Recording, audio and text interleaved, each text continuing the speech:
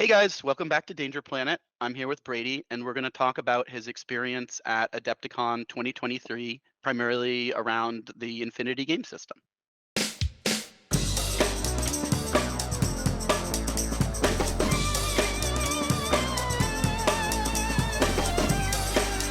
Hey guys, I'm here with Brady. Brady, say hello.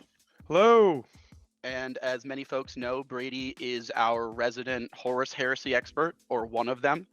He's also a huge 40K player, or was for a really long time. And recently, Brady took up Infinity, and he has been playing a good amount of that game system. And today we're going to be talking about Brady's journey from transitioning from a very competitive Warhammer 40,000 player into playing the Infinity system, and ultimately his first trip to Adepticon specifically for Infinity, because you were there last year for 40K, right? Right, Mr. Brady? Or am I wrong? Was that I at believe I Nova? I believe I missed a Adepticon. I missed Adepticon entirely last year, but the year before I had done some 40k, or Yeah. the year before COVID. Yeah. I mean, the point is you'd been traveling to fairly competitive tournaments for 40K for a long time, and this was Yes. your first one focused specifically on Infinity. Like when you traveled, you didn't bring Yes. 40K models, you brought Infinity models, right? Correct. 100%. Cool. So, I mean, we talked a little bit about your background. I mean, you're a very competitive tournament player. I respect your acumen on the table, which is a big reason why you're on the team with us here. But the big point here is your transition from probably the best known tabletop game system of all time, Warhammer 40K, which you were successful at a tournament level.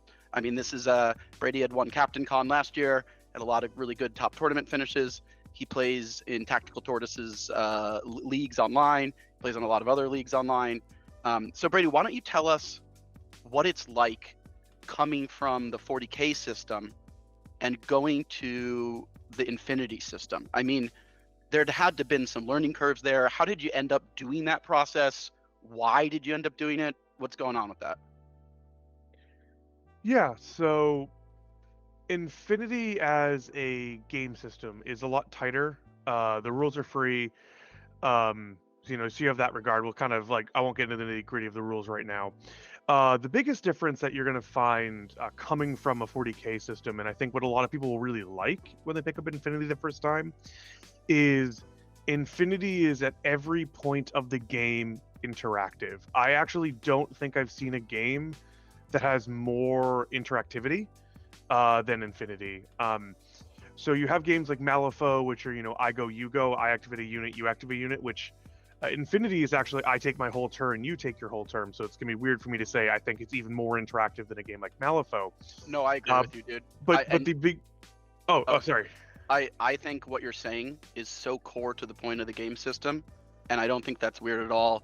Having played a bunch of Eldfall, which basically takes a lot of its activation cues from Infinity, I had never played an action and reaction game before, and it's fascinating because there truly is half of the game taking part on your opponent's turn, and you need to pay attention because your activations on your opponent's turn really matter. I assume that's kind of what you're getting at, right? Right, to kind of explain what we're talking about is Infinity has what's called an ARO system, is like the official name for it. And so essentially, every action in Infinity is two short skills or one long skill. And whenever I, as the active player, take a short skill, you, as the defensive player, any model that essentially can see me or is close enough into my model's area can take reactions against what my model did. And then the advantage as the active player, what you get is to see what your opponent's doing, and then you get to declare your second short skill. So what really is common is I move my model forward with my first short skill. So I make my move action, and I move into a line of fire where I can see your model. And you go, well, I'm going to shoot you.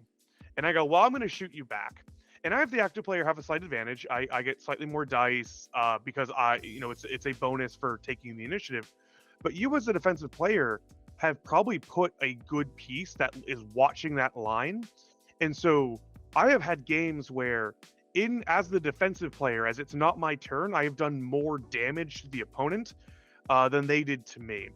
And so Infinity is all Yeah, about because they that. put And there's themselves into like a line of sight when they went to do a walk action, and you just chonked them with something. Right, and basically. they still get to decide if they're going to shoot me back. But like, I may have had a sniper rifle hit way back in the corner, and you're walking forward with your shotgun, and so you don't get as good of a shot on me. And so Infinity is really all about that push and pull. And yes, as the active turn player, you have some slight advantages in terms of deciding the action order, and you get, again, slightly more dice. But Infinity is all about, very, very rarely is one person going to take an action and your opponent isn't going to have at least some say in it to some capacity. And that's what makes the game all about this interactivity. And you're always pushing and pulling. The other thing, and again, I don't really want to go too much into rules, that if you're coming from 40K, everything should be known. There's that concept of like gotcha in 40K where it's like, hey, I should really, in theory, actually know every single stratagem in your book. I should know every stat line in your book. And it's kind of bad form if you deliberately try to hide that information. Infinity kind of goes the other way, where you have models that are in hidden deployment. So I put it on the table, take a picture, take it off the board, and then you get to come back to the table. And that model gets to appear on the board later on in the game. So like this concept of information asymmetry and information warfare is a very big part of Infinity, and it's baked into the core. So no one's going to be like, oh, you got me, I didn't know your army had that hidden deployment. It's like, well, I guess you could have done the research and known every single model that I could have brought, but you still didn't know if I brought it. It's not on my list. It's not expected that you would know that information. And that is such a big departure, but it's a really cool mind game for your opponent and for you, because when you're trying to move, every single time you make a move, you're like, hey, do you have any arrows? No one can see me. That doesn't mean someone can see. That doesn't mean no one can see you. I want to call out another big question I have for you that I'm really genuinely curious, because my whole time knowing you, you've always been what I would call a large-scale format wargamer, in that you've played army-sized games. And this is the first time I've really seen you, at least in my experience with you, as like a teammate and a member of the Danger Planet team, really going into what I would consider a small-scale game. I mean, you're going from using 80, 90 models on a Warhammer army to, I mean, Infinity's what, somewhere between 6 to 10 models, probably, if you're playing at a relatively small to medium point size, right? Yeah, if you're Somewhere going around to there. small to medium, tournament size, you're going to be looking at about 15 models. Okay, so a little more. A little yeah. more. I was thinking more Malifaux size. So I guess Infinity is like one click up in terms of how many models are hitting the table, because you gotta generate those action points that'll pool that allow you to do things. And you have what are called, like, I've heard them called cheerleader models before and stuff, and like you have a bunch more models. What's the experience like there? Because that's a big difference. 90 piloting 80 or 90 models down to 12 to 15. That's a huge difference. It really is. And there's some advantage of, I've used this as kind of a time to improve my painting and really focus. Every single model can get a character treatment, which I really like. I mean, even your cheerleaders can get a character treatment. Every single model is a character. So I do like that a lot. The thing that I really like is in Infinity, especially in Infinity, each model can do so much. Even your, like, quote unquote bad models, even like your cheerleaders, because of that, you kind of alluded to it, the order pool system. So let's say you brought 10 models, they all put their order in the pool. And if your big, really powerful, important model fails the first time they do something, as long as they didn't die, you can just do it again. Where like those army games, you need to have, 90 units, because half of the, probably not half, but a certain number of them are redundancy of like, hey, I have these 3 units that are here to kill tanks. So if one fails, the other one can step up and take the job. In Infinity, you don't need the same levels of redundancy. You still want some, but like even your worst units, if you put enough order into even a bad unit, it can still do a lot. And so you get this crunch and this depth that I don't want to say other skirmishes game don't have, because like, man, the Malifaux activation order like game is a little bit beyond my head sometimes. No, I'll concede to you. I'll concede to you that the depth on activation sequence chaining is deep in this game. Malifaux has other stuff going for it, but if we're doing activation sequence chaining, I think Infinity is king from a robustness standpoint. I'll concede that. I think I was more going to bring that to the point of it can still feel like a large army game. And it can't, because again, it's still I take my whole turn, my whole turn, you take your whole turn, so you can still kind of plan out. I'm gonna move in, like I'm gonna like shift my water, I'm gonna shift my force. It's all eventually gonna end a little bit closer to you, or shift to the left or shift to the right. I will say though, I do like being able to carry 2 armies in one like tiny 352 battle foam case. Yeah, that dude. Which is really nice. Yeah, I will, in theory, miss moving 90 models. Like there is like a great feeling to moving 10 models, but Infinity really does a good job feeling bigger. Also, because the terrain boards just feel intense and immersive. Like the Infinity boards are insane. I'll give you that. I mean, I've walked by a couple of Infinity boards at like Nova, and I've gone to a couple of local like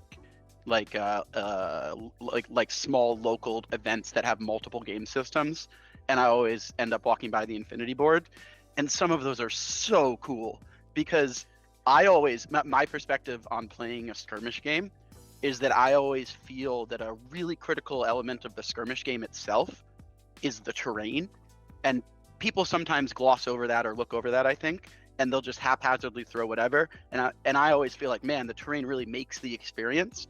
And for a game like Infinity, if you have this really cool board with all of these different towers, and they've got like an open parking lot, but it's got rails to hide behind, and like in Malifaux, the rule book says to cover 33% of the battlefield with terrain, and so you generally see about a third of the table covered. I would submit to you that some of the coolest Infinity tables I've seen in terms of raw coverage might have like 85 or 90% of the table covered in some type of terrain that might be dual level that you can like walk through and crouch behind. It's just really cool. I would say if you did 33% of an Infinity board covered in terrain, it's Planet Bowling Ball. Everything dies immediately, right? Yeah, I would say you'd probably want, and there's a lot of disagreement on this. This is definitely like, it's a whole masterclass in building an Infinity board. I'd probably say anywhere between 75 to 90%. And again, not all of that's going to be line of sight blocking, and not all of that's going to be massive towers. But I do lean a little bit in. It seems maybe a local area thing. If you're going to have too little or too much, you'd rather have too much terrain. Yeah. And kind of to springboard off that a little bit, and kind of tie it into my transition. One of the things you find, the Infinity community is really tight knit. Because of those terrain boards, and what I mean by that is for 40K, it's very kind of expected. You show up to an event, and your event organizer basically provides 100% of the terrain. Maybe they outsource it to a couple gaming stores, but you show up with your army. In Infinity, that is not the case. So I ran an event at my local game store, Queen's Gambit, and I'll be running Ironweld, the Infinity event in Ironweld, and it is expected that I will probably get nearly 75% to 100% of the tables be submitted by the community.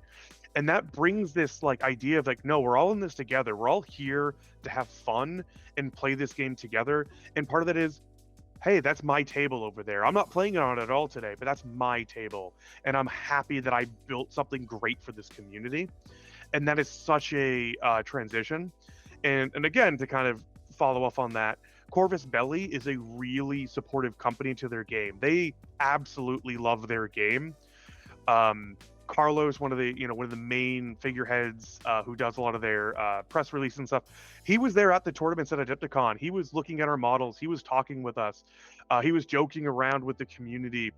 And I had emailed them at one point for an event. I was like, hey, will you provide some extra prize support? And without any questions asked, the only question they asked was, what's your address and how big is the tournament? We'll send you some extra prize support. Yeah, those guys are great. I think Corvus Belli loves their game.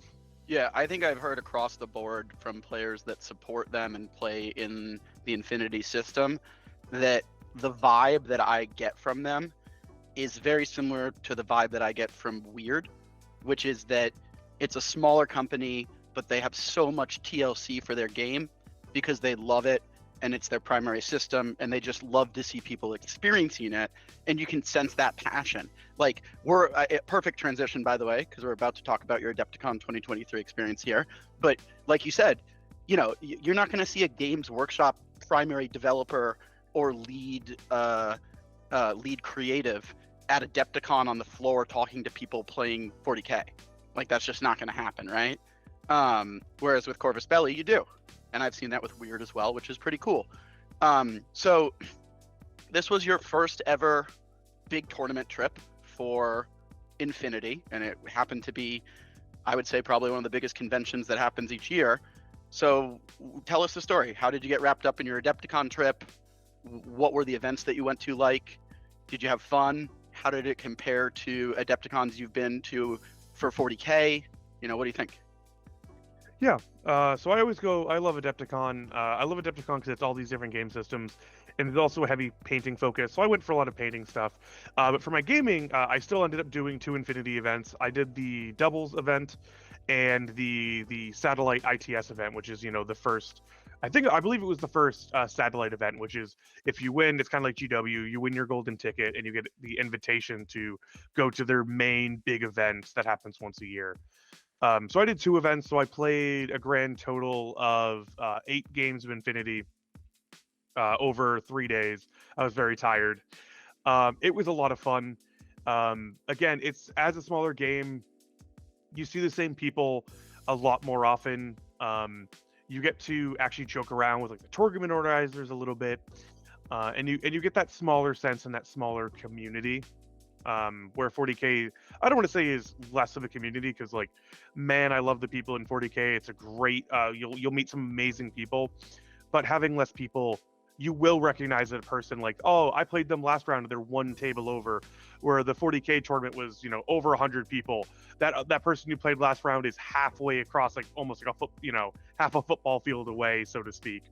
Yeah, I literally get that exact same vibe. Like, I have what I call Malifaux buddies that are just people I've met at conventions, and I run into them every other convention, and by virtue of just chatting with them for 30 minutes in between games or something, because I see them, you know, like 2 or 3 times a year, they're just buddies of mine, and it's a very small, tight-knit community, which I think feels very similar to what you're describing here for the Infinity crowd, you know? Like, 100%. Yeah, you see the same guys. Like, I could rattle off 10 names right now off the top of my head that are just really solid dudes that I know from, you know, the Texas meta. I love all the guys of the Texas meta, a lot of the guys from Chicago. I mean, it's kind of like a little, I think the best way to describe it is that it's a little mini melting pot of buddies that you don't always get to see, but you know pretty damn sure that a bunch of them are going to be at whatever con you decide to go to.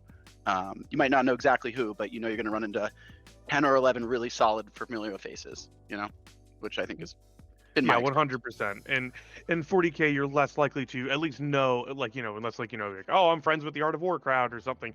You're not guaranteed to know a certain which you person will also show are. at least know them to some degree, yes. You know, pay for friendship. I think you're selling yourself a little short there, but fair enough. All right, so it's interesting to hear the comparison between the 2 game systems.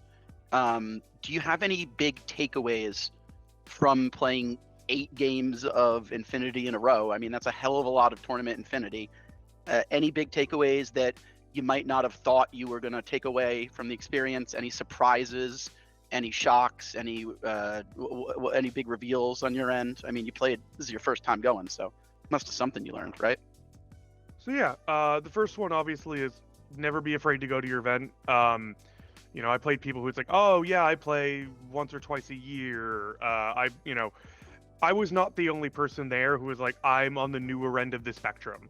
And even the people who were, like, you know, way higher than me, had a lot more experience, I still had a fighting chance against, just because the game is pretty well balanced. The other, like, I guess hey, if you're newer to Infinity type advice I would give just immediately is, you're going to roll badly. And what you really see for those better players, just because you roll so much fewer dice and it's D20, so it's a lot more variance. Those better players, what you really can watch is they can roll with a bad dice roll, even at a critical moment, and they're going to adapt their entire game plan in a span of like 5 seconds. Dude, I know exactly the what two you're dice talking hit the two dice hit, and they just can change the entire game plan. Where 40K is a lot more about executing a game plan, and you're not going to have to deviate as hard because you are throwing more dice, so you're getting a little bit more on you're a lot closer to your mathematical averages in an entire game of 40K. Where in Infinity, it's that person who can adapt to good luck or bad luck better than their opponent. I truly believe, you can blame the dice for 24 hours, and sometimes the dice did really cause you trouble, but there was always a way out and the better player will almost always find that because they're going to adapt that plan, even if their dice are cold.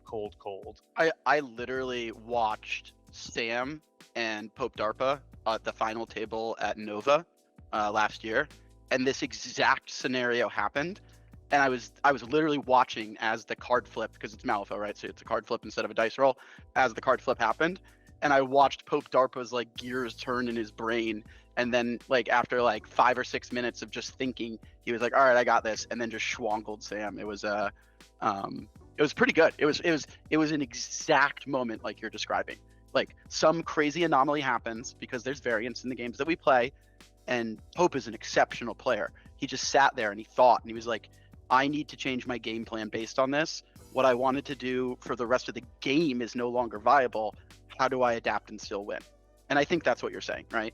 Scenarios 100%. And it is something like if you're a person who gets tilted off like a bad dice roll, I will say Infinity may not be the game for you, because I mean, I try my best not to get tilted, and every so often I'll go against my buddy who rolls really hot, and it's like, oh hey, you only hit me on 4s on a d20, and he's just like, oh I hit you with all 4 of my dice, and I crit you twice, and it's just like, cool. I'm frustrated. I'm angry. But then you have to talk yourself down from it and come back from it. And if you can, it's an absolutely fantastic game. I don't know of any like sci-fi games right now that like are not branded, because obviously you have Star Wars and MCP. But this is like the only sci-fi game right now that like isn't branded with a larger property. And it is really good. The models are absolutely amazing. Some people dislike that they're metal. They're fine. They're amazingly people are detailed. wimps. I mean, I dropped a metal model and it chipped its paint, and I went on a tirade for 20 minutes of how I hate metal models and I'll never touch them again. And then I grumbled and repainted it and painted 10 more models after that. And literally everything was fine.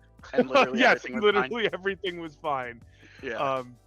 Yeah. So I would highly recommend to anyone who, if you like sci-fi, if you like the unique models, give Infinity a try. It's such a good game.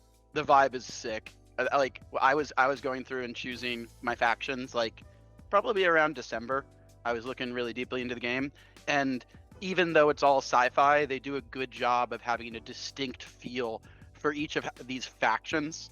And I was looking at like the advanced cybernetic assassin corps of the Chinese mob syndicate thing, or Hakislam, which is a bioengineering, very scientifically driven, I guess you would call them Middle Eastern derived, like culturally, Hakislam, right? If you're looking at them, then there's a cool vibe for a lot of these different factions. And then what do you play, Brady, for your primary faction? I guess we should. I play Combined Army, specifically Onyx right now, specifically Onyx Contact Force, because I love the look of the Umbra. Like those specific models, like really spoke to me.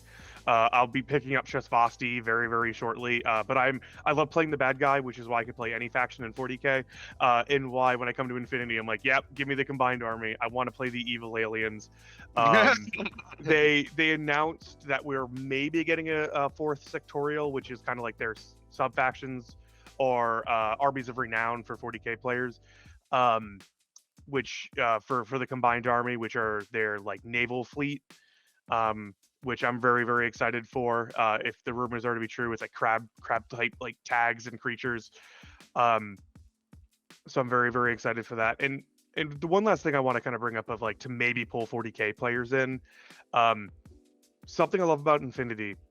If you want to change your entire army, if you want to change how your entire army plays in 40K, like what kind of burnt me out by the end of the 40K meta was like, oh, I want to make an army change. I have to buy 2 boxes at least and paint 10 models, minimum. And I played Custodes, and that was still like, oh, I got to buy 2 or 3 boxes. In Infinity, you want to change how like your entire faction feels or how like your whole list feels, One or two you could models. you could like legitimately replace one model, and because they're so proxy friendly and each like unit has a bunch of different weapon loadouts that it can potentially take, introducing just one single model and then you change a couple weapon loadouts, your army will feel dramatically different. You're like, oh, I can take, instead of the hacking profile, I can take a more long range profile or more short range profile. I'm going to move from this hacking force to a non-hacking force, and I may have not even changed a single model in my list, and I just changed the unit profiles, and the army that I just played would literally play so dramatically differently. You would, like, if you were coming from 40k, you're like, oh, you replaced half your army. It's like, no, I literally just took different unit profiles. All my models are the exact same. And that's like kind of that strength of Infinity with how its weapon system works and how its rules all interact. Is there anything that you're really excited for on the rest of 2023 going on here? Is there anything that you're excited that's coming up on the Corvus Belli track or coming up for the Infinity game in general, either locally or not locally? Yeah, so they're always putting out new models. They have two tags fighting that we don't know what the tags are going to be, but they're going to be unique sculpts, which I'm very excited for. I love painting tags. But locally, again, I'm running at Iron Weld, which is in May 27th and 28th. I'll be running a five round 2-day event. And I'm really looking forward to that one. We're calling it Waken Bakunin, because Bakunin is like the new faction this year. Or they're revamping all their sculpts, and we're in Wakefield, so it felt like a really nice pun. I'd love for people to show up. Seriously, like, even if you're at the 40k event, come by the room, see what it's all about. It is such an amazing game. I am so excited for just all the model revamps and just kind of being part of Infinity for this year and really seeing how Corvus Belli, the release cycle, and how that all that kind of comes together. And soon you'll be able to table me with my Hakkislam stuff. I'm sure I will get tabled by you 3, 4, 5, 6, 7 times before I even can kill one of your models. But, you know, your first couple of games of Infinity are I will 100% say are rough. When my buddy decided to take his kid gloves off with his Hakkislam, it was not close. He spanked me hard. And I don't even know what I'm doing. And he's just like, yep, you got to learn. This is how you learn. I 100% agree. Sam Barrows beat me 20 to 30 times in a row in Malifaux before I was ever able to even tie him in a game. So I'm down. Let's do it. I know I'm going to lose a bunch, but I'll probably learn a bunch along the way. So I'm game. Well, I think that's a good wrap up. I think that's a good ending place for our first ever Infinity episode.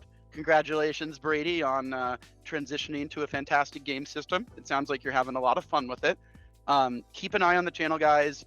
Brady is going to be our primary subject matter expert for all things Infinity.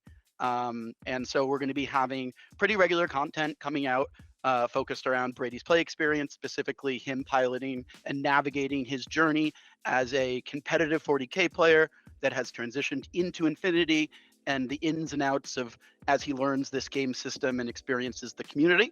If you guys have questions for Brady, if you guys have questions about the system, if you guys have questions for us, check us out on our Discord.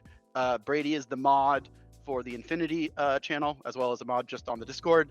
And we're looking forward to talking to you next time. Say goodbye to the internet, Brady. Goodbye, internet. Don't hack me. Goodbye.